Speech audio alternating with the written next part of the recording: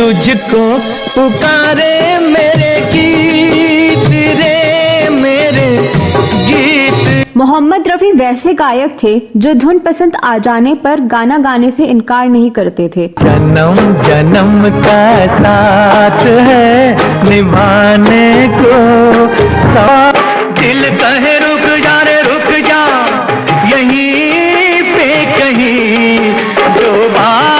चाहे संगीतकार छोटे हों या बड़े, और चाहे उस गीत के लिए पैसे मिल रहे हों या नहीं। राही मनवा दुख की चिंता क्यों सताती है, दुख तो अपना साथी है। रफी साहब ने कई गीत बिना पैसे लिए गाए, कम बजट वाली फिल्मों के लिए भी गाए। पहले धुन और बाद में पैसा, यही था रफी साहब के काम करने का तरीका। जाने वालों जरा मुड़ के देखो मुझे। लेकिन एक गीत ऐसा था जिसकी धुन भी उन्हें पसंद थी। जिस संगीतकार ने उस गाने की धुन बनाई थी वे दिलो जान से प्यारे थे। यही नहीं, जिस एक्टर पर वह गीत फिल्माया जाना था वह एक्टर भी उनके अजीज थे, लेकिन इसके बावजूद उस गीत को गाने से इनकार कर दिया। फिर रफी साहब को वह गीत गाने के लिए राजी करने के लिए नौशाद जैसे दिग्गज संगीतकार, राजेंद्र कुमार जैसे टॉप के एक्टर और मुगले आजम जैसी फिल्म का निर्देशन करने वाले के आसिफ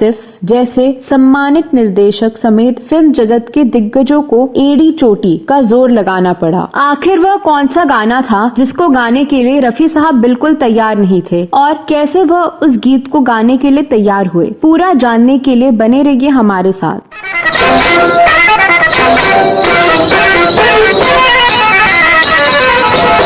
दोस्तों, मोहम्मद रफी ऐसे गायक थे जो धुन पसंद आने पर किसी भी गाने को गाने के लिए तैयार हो जाते थे। लेकिन रफी साहब ने राजेंद्र कुमार और वहीदा रहमान की फिल्म का एक गाना गाने से इनकार कर दिया। इस फिल्म का निर्माण S.U. सन्नी ने शुरू किया था, लेकिन फिल्म बनने के दौरान ही उनका निधन हो गया था। बाद में महेश कौल ने इस फिल्म को पूरा किया। फिल्म में मुख्य भूमिकाओं में राजेंद्र कुमार, वहीदा रहमान और रहमान थे। इस फिल्म में संगीत दिया था नौशाद ने। इस फिल्म के 9 गानों में से 6 गानों में मोहम्मद रफी ने आवाज दी है। इस फिल्म के कई गाने खूब हिट रहे थे, लेकिन इस फिल्म के एक गाने को मोहम्मद रफी ने गाने से पूरी तरह इनकार कर दिया। असल में उस गाने को पहले तलत महमूद से रिकॉर्ड कराया गया था। ये गाना था कल रात जिंदगी से मुलाकात हो गई। कल रात जिंदगी से मुलाकात हो गई। वैसे तो फिल्म में राजेंद्र कुमार पर फिल्माए गए बाकी गानों को मोहम्मद रफी से रिकॉर्ड कराया गया था, लेकिन नौशाद साहब ने एक गाना तलत महमूद से रिकॉर्ड कराया था। तलत महमूद ने बताया था कि उन दिनों उनके गीत कम हो चले थे। तब नौशाद साहब ने पब्लिक से वादा किया था कि वह तलत महमूद से भी गवाएंगे। जब S.U. सन्नी फिल्म पालकी बना रहे थे तब नौशाद साहब ने इस गीत को मुझसे गवाया। ये गाना तलत महमूद की आवाज में रिकॉर्ड होकर राजेंद्र कुमार पर पिक्चराइज भी हो गया। पूरी यूनिट को तलत महमूद का ये गाना अच्छा भी लगा था और उनको बधाई भी दे दी गई। लेकिन फिल्म के निर्माता S.U. सन्नी की मृत्यु के बाद तमाम तरह के रद्दोबदल हो गए। पालकी के अधूरे काम को पूरा करने की जिम्मेदारी महेश कौल को दे दी गई। एक दिन संगीतकार नौशाद के पास फिल्म के प्रोड्यूसर पूनम राय, निर्देशक महेश कौल और अभिनेता राजेंद्र कुमार पहुँचे और नौशाद साहब से उन सब ने कहा, हम सबकी इच्छा है कि आप कल रात जिंदगी से मुलाकात हो गई गाने को मोहम्मद रफी की आवाज में रिकॉर्ड कीजिए। संगीतकार नौशाद को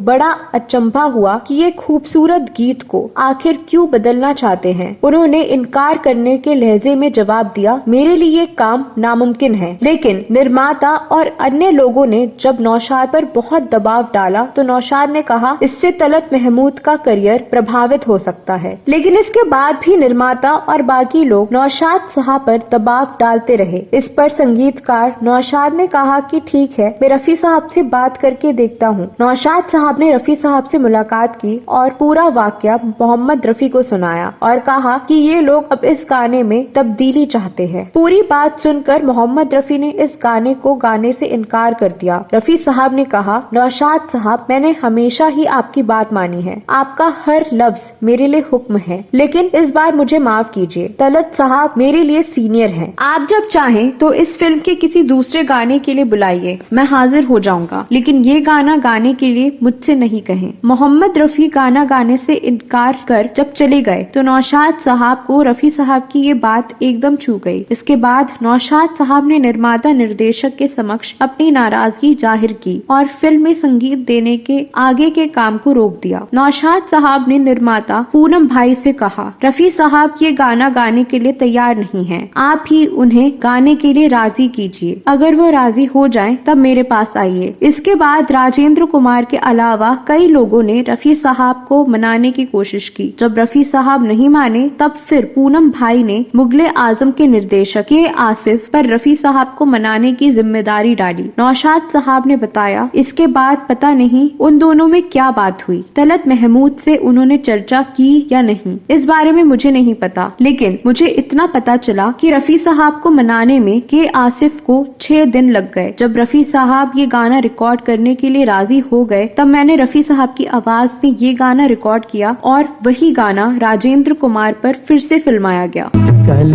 रात जिंदगी से मुलाकात हुई। बताते हैं कि तलत महमूद ने अपना बड़प्पन दिखाते हुए अपने गाने को रफी साहब से दोबारा रिकॉर्ड कराए जाने का कतई बुरा नहीं माना। तो दोस्तों, आप इस बारे में क्या कहना चाहते हैं? आपको क्या लगता है कि फिल्म में तलत महमूद वाले गाने को ही रहने दिया जाने चाहिए था? आपको रफी साहब का गाया गाना कैसा लगता है? इस बारे में अपनी राय कमेंट बॉक्स में अवश्य लिखें। ये वीडियो आपको अगर अच्छा लगा हो तो इसे अपने दोस्तों के बीच शेयर करें और चैनल को सब्सक्राइब करें।